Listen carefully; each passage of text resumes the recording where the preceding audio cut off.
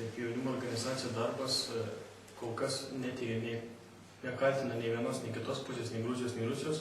Mes manome, kad turi būti sudaryta kažkokia tarptautinė komisija, kažkas tokio, kuri padėtų Gruzijai su Rusija išsiaiškinti santykius ir tada nuspręsti, kas yra kaltieji ir kad jie imtųsi atsakomybės už savo veiksmus. O konservatoriai Taip, jauni? savo ruožtų jaunųjų konservatorių lyga, tai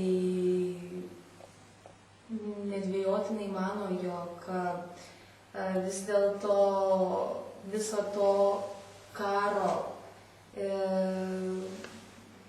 pradininkė buvo Rusija ir tikrai nesmerkėme Rusijos vadovybės veiksmus, kurie dabar vykdomi Gruzijoje, nes istorinė praeitis, kuri palietė ir mus, tai dar kartą atsako, jog Rusija yra tikra agresorė ir niekada nebando nusileisti ir taikiais būdais sutarti, diplomatiškais būdais sutarti. Lietuvos liberalus jaunimas pasisako už Gruzijos demokratiją, už Gruzijos suverenitetą, už galų gale už taiką, sakykime, pasaulyje, todėl smerkia Rusijos veiksmus šitame konflikte. Tai turėjo likti pačios Gruzijos ir Pietų Osetijos. O norėčiau organizacijos darbas paklausti, o kodėl jūs vis dėlto taip manot, kad čia abidvi pusės kaltos? Tiesiog paprasčiausiai reikėtų visas aplinkybės įvertinti ir tarkime, jeigu aš nesakiau tą klausimą, kai jūs klausėte, kaip pateikė Lietuvos žiniasklaida visą tai.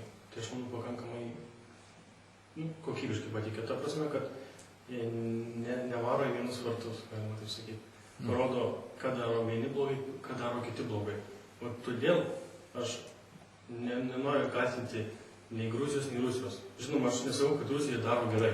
Taip, galbūt daugiau ten kažkokiu tai daro neleistinų veiksmų, barbariškų. Tačiau reikėtų įsitraukti daugiau tarptautiniu mastu kitoms valstybėms ir tada galutinai atsakyti į klausimą, kas tikrai yra kaltas. O jeigu tos didžiosios valstybės neįsitraukia, nepadeda arba padeda tik tai pareiškimai, žodžiais, ką daryti Gruzijai? Praras tas teritorijas, jeigu Rusija jas specialiai kiršina prieš Gruziją ir skatina, ragina išstoti iš Gruzijos sudėties. Aš manau, kad galbūt reikėtų Gruzijai pačiai iniciatyvos ir bandyti kažkaip įjungti tas vakarų valstybės. Tik nežinau, kokiu tai būdu atlikti.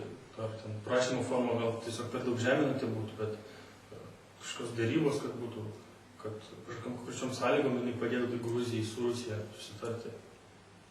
O jums neatrodo, kad ponas Sakašvilis užtektinai daug bandymų pateikė ir vakarams, ir Rusijai, dėrėkimės, tarkimės draugiškai, humaniškai ir jo visas iniciatyvas buvo nusispjautas. Tu turiu omeny Kremlių. Rusija vykdo savo politiką iš tikrųjų, pažiūrėkime visus kitus konfliktus, kurie buvo susijęs su Rusija. Rusija visada išeina teisi.